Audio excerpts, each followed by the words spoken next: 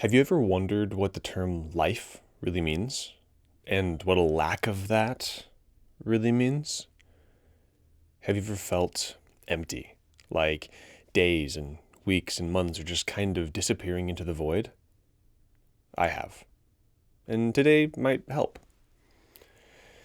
See, we learned that righteousness leads us to life, and wickedness leads us to death. But that's kind of out there, feels a little vague. What does that really mean? A lot of the things that the Proverbs teach, that it tell you are good, actually lead to life. In NIH backed studies and surveys, it finds that marriage actually leads to a longer lifespan. And things like work, meaningful work as you age, can actually keep you living for longer. And the reasons behind that are beautiful. Personal connections, finding meaning in things outside of just yourself being the only important thing. And various other reasons go down the list. It kind of starts to make a lot of sense once you dig into why. Fundamentally, the Proverbs are teaching us that wisdom is like a path to a longer life. And not just a longer life, but a better life, a higher quality life. And honestly, maybe not even a longer life, but definitely a more fulfilled life. So much so that there's an argument to be made that life is not just the number of years you live. And there's a lot of people talking about this these days in the kind of longevity space online. And they're right in a lot of ways. Lifespan, the actual number of years you live, is probably not the most important thing. The quality of the most number of those years is probably way more important.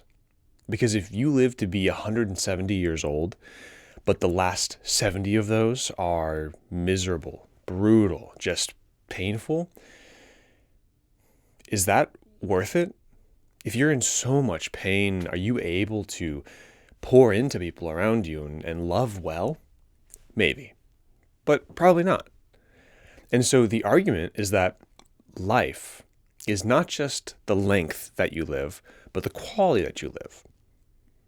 How good, actually, is the life that you're living?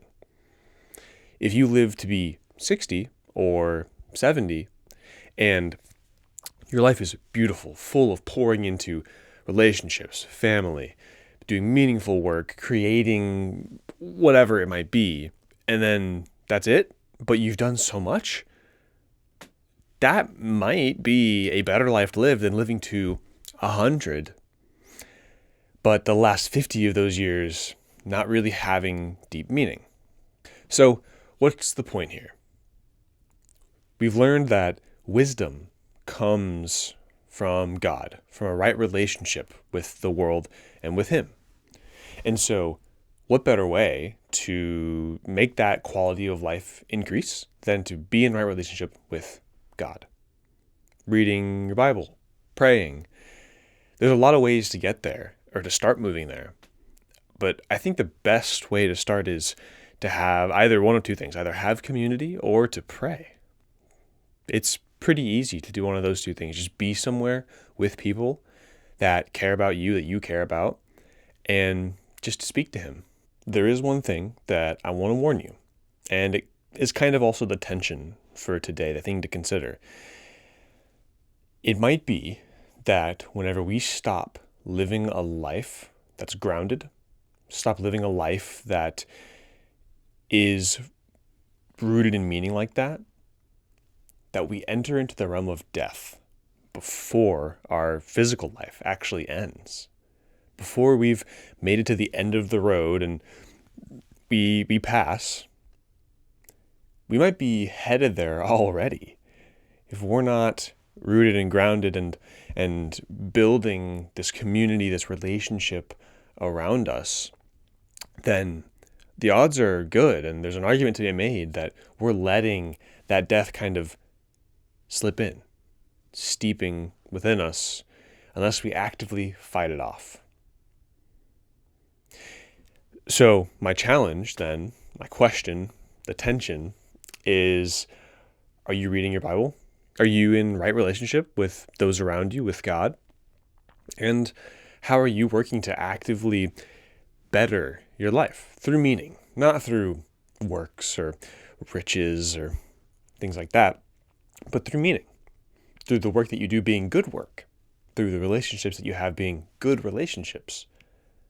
And a lot of that is effort on your part and on my part. Everyone has to do their share of the responsibility to make sure that things are in right relationship with each other. You won't just be in a good relationship because you're sitting there being in a good relationship and the person's being good to you. It's a mutual thing. And so that's it. Consider whether you're actively pursuing a better life like the Proverbs teach.